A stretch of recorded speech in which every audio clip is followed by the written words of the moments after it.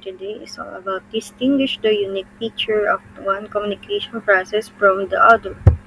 So before we proceed, communication plays a vital role in sharing ideas and information.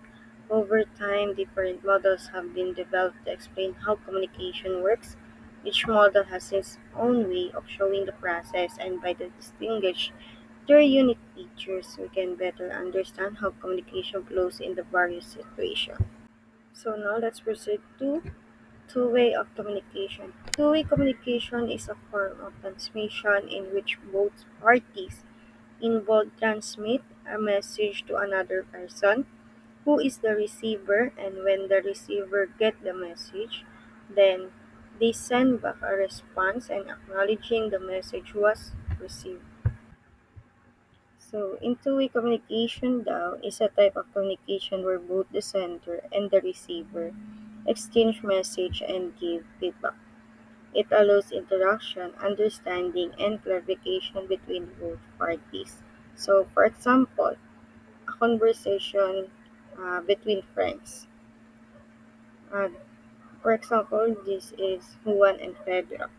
So, si Juan nag-message kay Pedro na, "Uy, kamusta ka na? Tagal na nating di nagkita." Then, nag-message si receiver, "Ayos lang ako, Juan. Ikaw, kamusta naman ang trabaho mo?"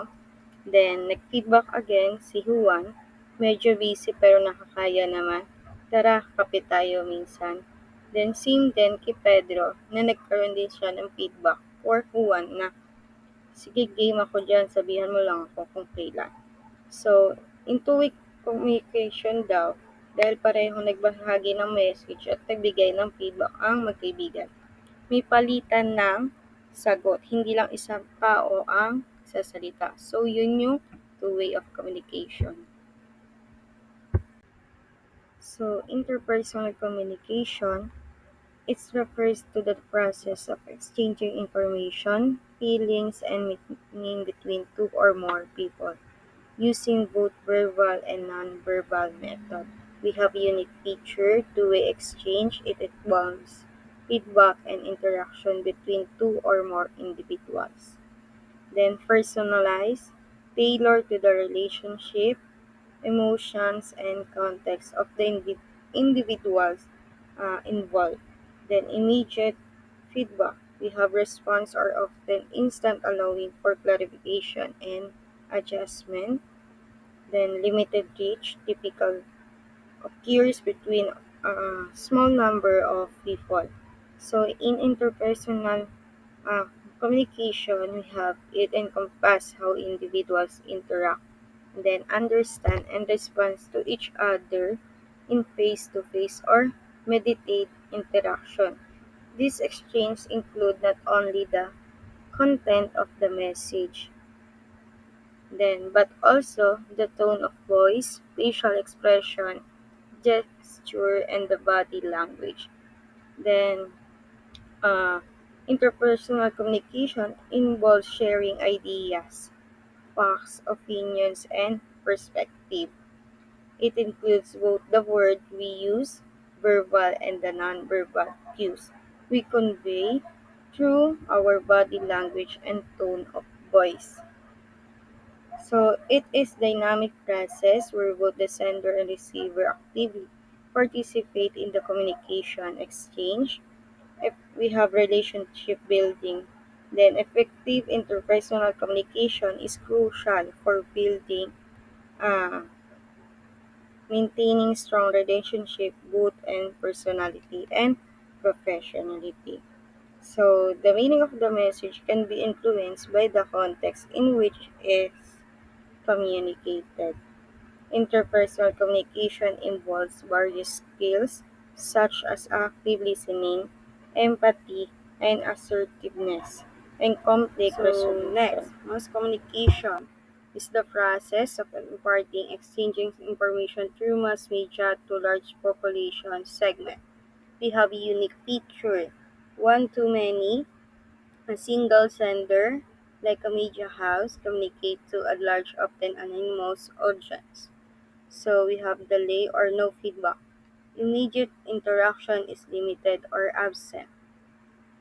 Standardized message, the same content is delivered to everyone without personal tailoring. Wide reach, designed to inform or influence a large dispersed audience. So, mass communication is the process of sending a message from one source to a large number of people through media channels. So, we have uh, key features here. One sender, many receiver. Uses mass media, for example, is the TV, radio, newspaper, and then the internet. Usually one-way communication, little to no direct feedback from the audience. Then I have example, a news broadcast on television, a radio announcer delivering weather updates, a social media post seen by thousands of people. So mass communication spread information to a wide audience using media, often with limited feedback. So, pag nanonood tayo ng balita, para lang hindi lang siya para sa isang tao kundi pangkalahatan. We have wide audience. Okay? So next slide, the five elements of communication. First is the sender, who initiate the message. Then second, message is the content of being communicated. The third is medium, how the message is delivered. Then fourth is the receiver, the person who gets the message.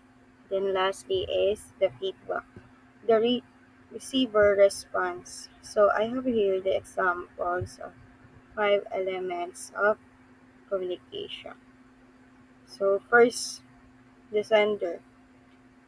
For example, a teacher is giving instruction. The person who starts or create the message. Then the message example is submit your project tomorrow. Then content being communicated like information or idea or feeling. So the next one is medium or channel. Example nito ay spoken words and the text message, email, and etc. So dito sinasabi how the message is delivered. The fourth one is uh, the person who gets or interprets the message. Ang example na nito ay student listening to the teacher. Lastly is the feedback. The receiver responds to the message. For example, okay ma'am, I'll submit it tomorrow. So, yun yung mga examples na five elements of communication. Next slide is the verbal communication. Is associated with relating to, pertaining to words. It makes use of words is the process of sending and receiving. So we have verbal communication, unique feature, use spoken or written words. Then language based on defense of vocabulary, grammar, and the syntax. Can be recorded and documented like emails and speeches. Message is explicit and direct. For example, conversation, phone calls, letter, and text. Then verbal communication is the use of spoken or written words to share information, ideas, or feeling between people. Involve the language, whether spoken like talking or written like texting or writing a letter. So, requires both a sender and a receiver. Syempre. Then, can be formal, like speeches, lecture, or informal, casual conversation. So, we have the example like talking to a friend, giving a presentation, writing an email or letter, answering a phone call. So, for example natin sa writing an email or letter, halimbawa yung nag-apply ka ng work, di ba, need mo magpasa ng application letter, then sa mga interview. So, yun yung mga naging example ni verbal communication. Then, verbal communication is the exchange of message using words, either the spoken and written. So, next. Nonverbal communication is a sending and receiving message without use of words. Instead, non-verbal language is used, such as facial expression and the body movement. So, verbal communication is the process of conveying message without using words, like body language, facial expression, gesture, eye contact, tone of voice, and the physical appearance. Then express feeling, attitude, or reaction often happens alongside verbal communication. So can support, repeat, or contradict what is being said. For example, nodding to show agreement, smiling how to show happiness, crossing arms to show defensiveness, rolling eyes to express annoyance, and then a thumbs up to signal approval. So commonly, nakikita natin 'to sa mga, may mga special needs like, yung mga sa teeth, yung mahina yung mga pandinig, puwede natin siyang so, now let's proceed to the type on nonverbal communication. First, body language is a silent orchestra as people constantly give clues to what they thinking and feeling. Nonverbal message including body movements, facial expression, vocal tone and the volume, and the other signals are collective known as body language. So, body language is a form of nonverbal communication that use physical movement again to express the thoughts, feeling, or attitudes, including the posture, gesture, facial expression, and the movement. Helps know how helps know to show the emotion or action without speaking. Then can support or contradict spoken words. And then the example is standing straight show confidence. Slouching may show tiredness or disinterest, leading means agreement.